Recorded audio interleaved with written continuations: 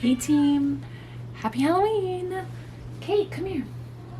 I am filming this on Halloween as Halloween is the last day of October, so I added a little something for this video.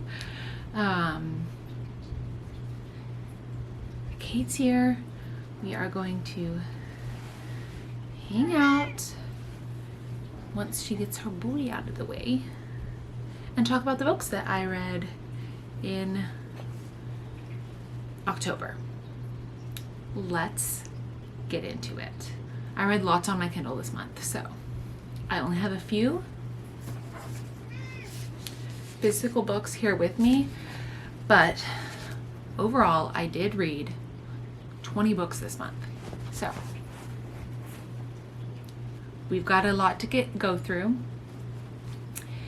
and let's just dive right in. First, I read A Daughter of Fair Verona. This is by Christina Dodd, and I gave this one 4 stars. I really love a reimagining, a retelling, and this was hit the nail on the head. It's Romeo and Juliet's daughter, and it's also a mystery. So there's a murder, she's one of the suspects, and sets out to basically prove her innocence and figure out who did kill this person. There's a little bit of romance, and the way it ends makes me think that there will be a book 2. So I'm hopeful that there will be, because I really enjoyed this and I would definitely read book 2. Easily 4 stars for me. So next, I read my probably most anticipated book of the year, Nothing Like the Movies by Lynn Painter. And when I tell you this wrecked me, I'm not even joking. I cried lots of tears over this. Even post reading it, just in the car, I would think about it and start crying. Not because it's necessarily sad, although it is sad, but because I love these characters and this was the end of the road for them. And that's okay. That's to be expected, but I love them. And Lynn Painter did such a good job doing them justice and giving them a story that was a great continuation. This is definitely more Wes's book than Liz's book. He gets his own POV in this one. You get a lot more of his backstory, and it's just really well done. So I would definitely recommend, especially if you love Better Than the Movies. Obviously you have to read Better Than the Movies before you read this, because this is the second book. But if you love Better Than the Movies, this is for the Better Than the Movies lovers. And that's exclusively why she wrote this, because so many people loved it, including myself. So this was easily 5 stars. I still think about this. I think about Better Than the Movies all the time as well. I will not stop thinking about it for the foreseeable future. Next, I listened to The Magician's Nephew by C.S. Lewis. This is the first in the Chronicles of Narnia series, and I am slowly working my way through the Chronicles of Narnia books on audiobook. I love Chronicles of Narnia. I read/listened to them in probably elementary or middle school, and I haven't read them since then. Of course, I've watched the movies. I love the movies, and I watched The Lion, the Witch, and the Wardrobe recently, and it inspired me to read these books again. So I'm listening to it. These are definitely middle grade books, so it's hard for me to give a rating of it. I gave it 4 stars. The narrator was good, but it's not really meant for me. So it's hard to give a rating. But with that being said, I did give it 4 stars. Next, I read Onyx Cage by Robin Malley and Elle Madison. So it's an author duo. They wrote The Lachlan Feuds, and that's 4 books. I loved all 4. That's a 5-star series. I've reread those books again and again. I love Rowan. She's the main character in those. And we only get Rowan's POV.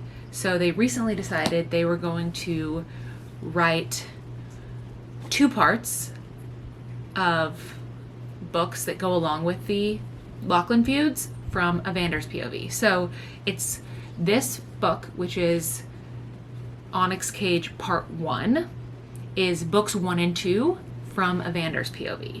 And then Onyx Cage Part 2, which comes out later, is the Lachlan feuds books 3 and 4 from Evander's POV. I love that series.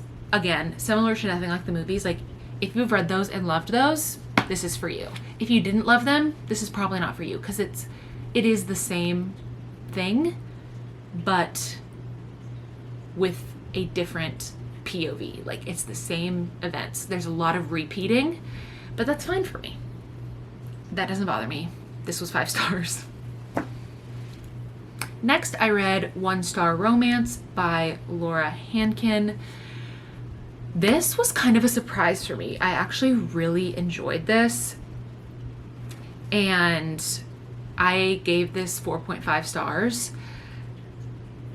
This kind of reminds me of Love, Rosie, if you've seen that movie. It's like they kind of always have had a thing for each other, but they keep missing each other. Like, either she's in a relationship or he's in a relationship, or something's going on with this, or like they just keep, like, every time they come together, because they have a mutual friends, there's like something there, hey baby, that they never really get to explore because of XYZ. And there's so much tension between them, and like the just kiss already feeling is so strong in this book. But the basic premise is that our FMC, she is an author and she writes a book, and the MMC, he leaves a 1-star review on Goodreads of her book, and she finds out that it was him, and so it starts this like animosity between them. Eventually things sort themselves out, but that's why it's called 1-Star Romance. It was really, really well done. Next, I read Slapshot Surprise. This was just a random book that I saw in, I believe it was Elsie Silver. Her newsletter, at the end of her newsletter, she like recommends books that have come out by people, and she recommended this. It's book 5 in a series. I haven't read any of the other books in the series, but it's hockey and it's surprise pregnancy. I love hockey romances, and I love a surprise pregnancy trope. I know a lot of people don't, but I do. So when I heard those 2 things, I was sold immediately downloaded it and started it that evening. That being said, was it well written? Was it amazing literature? No. I gave it 3 stars though, because I love like the tropes, but it's probably not for everyone. I would not be universally recommending it to anyone. So, hey, Kate, come here, baby. Next, I read The Royals Upstairs by Karina Halley, and I really wanted to like this book. I love like books about like the royal family, like a prince falling for a average girl. Like, I love that. It feeds my delusion. I thought that's what this was gonna be. Kate, hey, Kate, come here. I thought that's what this book was gonna be, and it wasn't. It was about the nanny and the bodyguard of a royal family, and it's a second chance romance, and it was okay. I had higher hopes, and I also thought it was going to be something different than it was, so that's probably on me. I gave it 3 stars though. It was good. Next, I read Love in the Time of Serial Killers by Alicia Thompson, and I read this in a reading blog, so watch that reading blog if you want all the details. But this is just like, I would say, your standard romance. She is writing her like dissertation on like true crime as a genre. And so that's how the serial killer aspect plays into it. She's like very wary. Hey, Kate. She's very wary of him at first, and that's kind of like the whole premise of that. 3 stars. Hey, come here. Come here. Come here. Yeah. Okay. Next, I read Playing the Witch card. This was also in that video. I read this for book club. I did not like this. I gave this one like really 2.5 stars. I think I gave it 3 on Goodreads. It was just okay. Like, of the witchy romances that I've read in my time, this one was towards the bottom of the pile. The plot was, there was too much going on with the plot. It didn't really make a lot of sense. It was very similar to like Practical Magic. If you've seen that movie, that felt like where she drew a lot of inspiration from. And I like Practical Magic. I didn't like this book. 2.5 stars. Next, I read The Dead Romantics by Ashley Poston, also in that video. This was 5 stars. I was bawling my eyes out. There's a whole section where I like read some of my favorite quotes from the book in that video. So definitely watch it because it changed me. It was really well done. The basic premise is that our FMC, she can see and talk to ghosts. And her dad is a mortician and he suddenly passes away, and so she has to go back home for the funeral, to help with the funeral. And she's also a ghostwriter. And her editor shows up as a ghost and she's like, "You're alive, you're not supposed to be dead." Turns out he had gotten hit by a car. And so she starts like communicating with his ghost and starts to fall in love with the ghost of this person that she knew in real life. But she's like, there's no way there's a chance because he's a ghost. Things happen. It's a romance. There is a happy ending, but it's also sad. It deals a lot with grief and like loss of a parent, which is tough, but it was really well done. Easily 5 stars. Next, I read Main Characters by Hannah Ornstein. Yep. This was an arc and I really loved it. It's definitely like a sister book first, romance second. There's such a good like sisterhood moment, but it also takes some time to develop because our 2 main characters are half sisters, but basically one of them knew about the other one and the other one didn't. So the dad had an affair and had a child with a second family. The child from the second family knew that he had a daughter with another wife. He stayed with his wife and never told his wife or his child from his marriage that he had an affair and had another child. Once he dies, both daughters end up at the lake house that they used to spend summers at with their dad separately, and that's when they meet each other for the first time and start this very tumultuous road to a sisterhood and to a friendship. And the setting is beautiful. It's obviously set in Maine on the lake in the summer.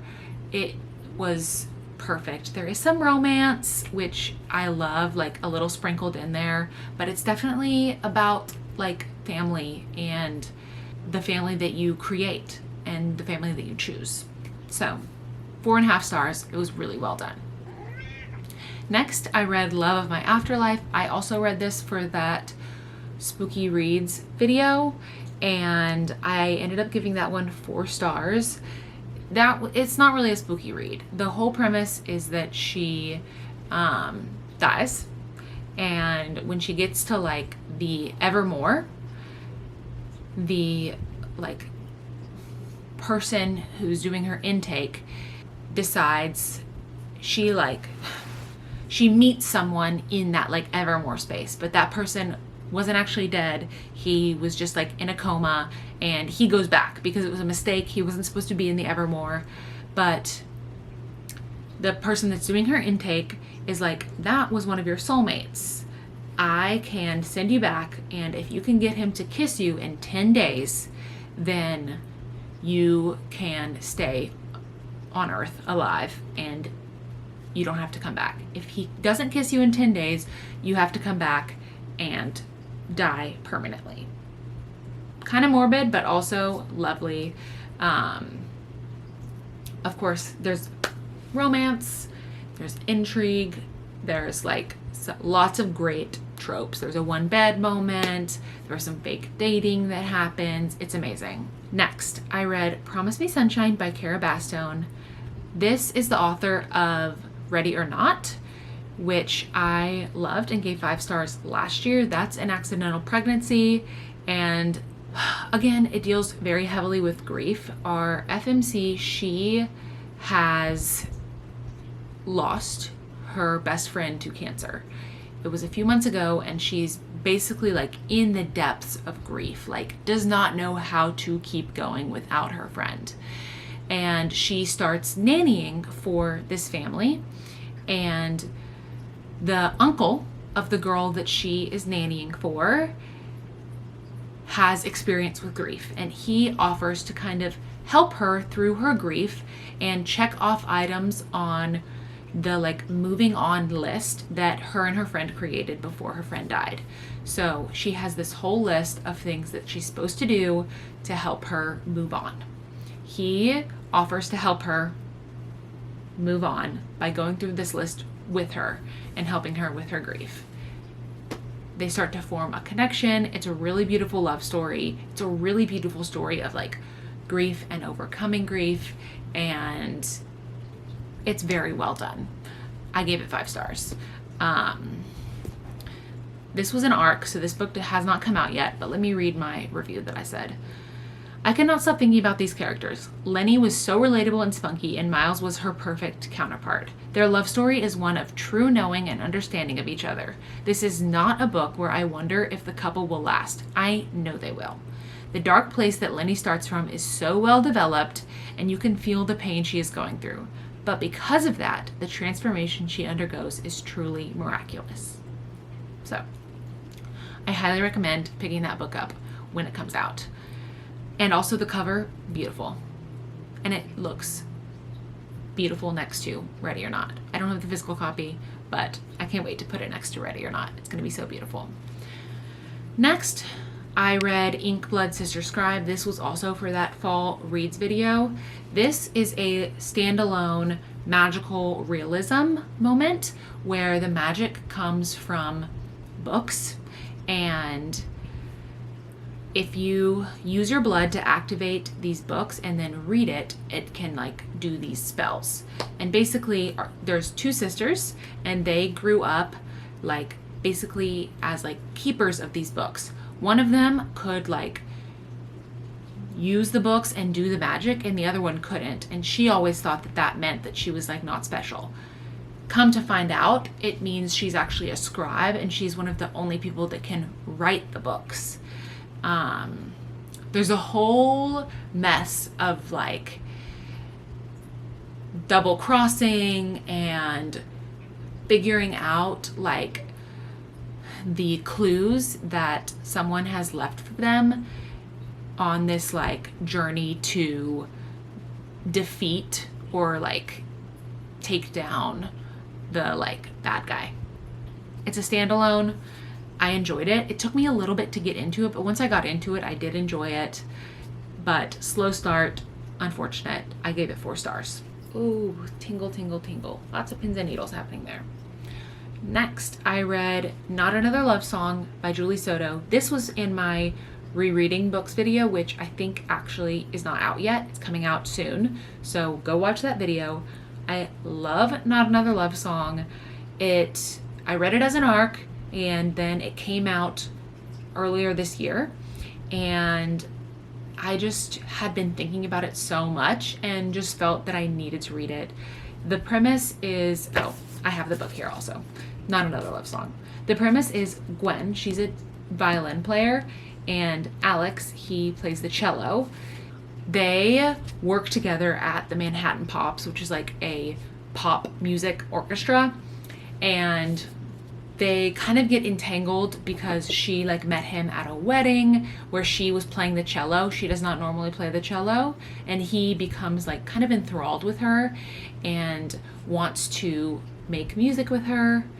They start dating and start writing these beautiful songs together, but he's also in a like band, and there's tension between him and his agent slash manager and Gwen, and her wanting to stay at the Pops and him not caring, and she doesn't understand why he doesn't seem to care about it. There's a tension there. That's all I can really say. I gave this one 5 stars. It's amazing. Highly recommend. Also for that video, I reread Begin Again by Emma Lord. This will always be 5 stars. This is an amazing coming of age, and I cried the first time I read it. I didn't cry this time, but again, our main character, she deals with loss of a parent. She is also a very big like people pleaser and a fixer. She has this like fix it thing where she wants to solve everyone's problems, and also her life is perfect. She has it all planned out.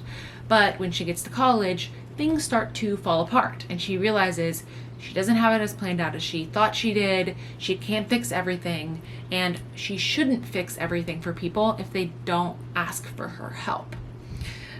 She overcomes a lot of that in this and kind of discovers who she is. It's a great coming of age, and I think the reason why it hit so hard for me the first time I read it is because it was like I had freshly moved to Nashville. I was starting over in a new place, and her starting over in a new place in college really like there was a direct correlation for me.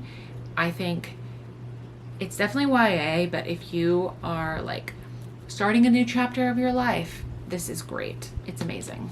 5 stars. Next, I read Haunted Ever After by Jen DeLuca. I have read several of Jen's other books, and of course it's October. I wanted something spooky. This is definitely spooky. There's ghosts, but it's not set in like the fall time. It's set in the summer. It's a town in Florida that's like the most haunted town in Florida. It's a very touristy town. Our FMC moves to town and buys a haunted house and doesn't know it's haunted until she gets there, and things start going wrong. And the guy at the coffee shop where she goes every day can talk to ghosts. Certain people in the town can talk to ghosts, and so he like helps her discover things can be really cool and awesome in a town with ghosts, and it's not just scary. And she starts to embrace the ghost in her house. I gave it 3.5 stars. It was good. I read it from the library, and I won't be buying a physical copy because I need to have it on my shelf, but I don't regret spending my time reading it. Next, I reread People We Meet on Vacation / You and Me on Vacation. This is the UK cover, the UK edition, so it has a different title. But this was also for that video. I reread this because it's being turned into a movie, and I've been seeing all of the stuff from filming and just needed to reread this. This was my least favorite Emily Henry book going into rereading it. I don't know. It's so hard to rank her books. I don't know that I'm gonna give an official ranking right now, but It's definitely, I don't know why in my mind it was like so far below the other ones. It's not. It's amazing. Alex is like book boyfriend goals. I love him. I love how obsessed he is with Poppy. I love like a he falls first, he falls harder like situation, and just the way the story is told. It's great. This is 5 stars. And finally, for the month, I read The Lost Ticket by Freya Sampson. Okay, I'm editing this video right now, and I don't know what happened in my mind when I was filming this, but I read 3 more books this month that I just skipped over and didn't talk about. So the first of that would be The Ex-Vows. The Ex-Vows by Jessica Joyce. I gave that one 4 stars. It's second chance romance. There's a wedding involved. It's in like Napa Valley, and I love a second chance romance. So anytime I get to have that, I eat it up, and it was really well done. So 4 stars for that. Also, The Hookup. I read this. It was an ARC, and I believe it's been indie published, but it's getting republished as like traditionally published. This book reminded me a lot of the Elle Kennedy, like Briar U, like hockey romances, because it's a college sports romance.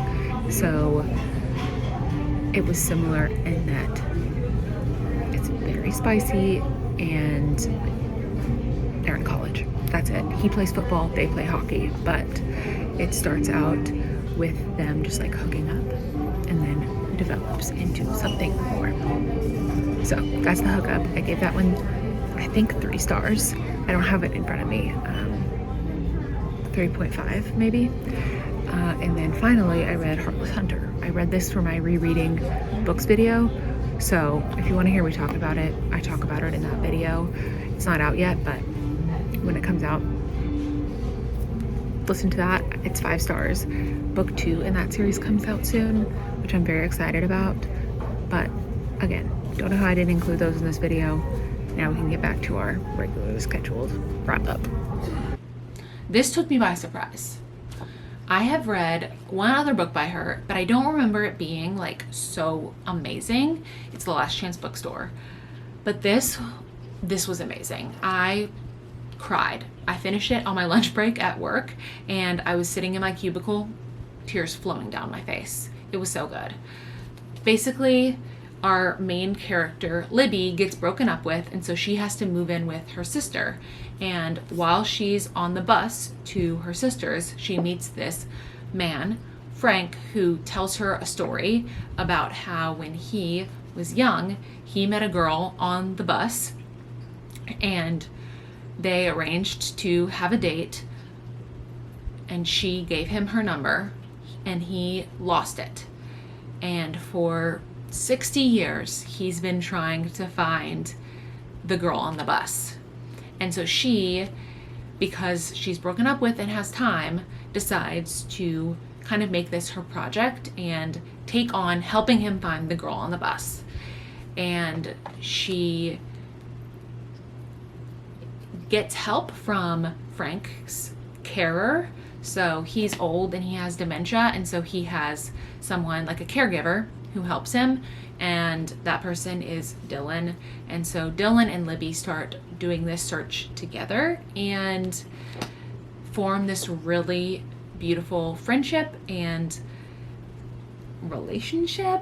There is a romance. It was beautiful. It was moving. It was 5 stars, amazing, 10 out of 10. I highly recommend.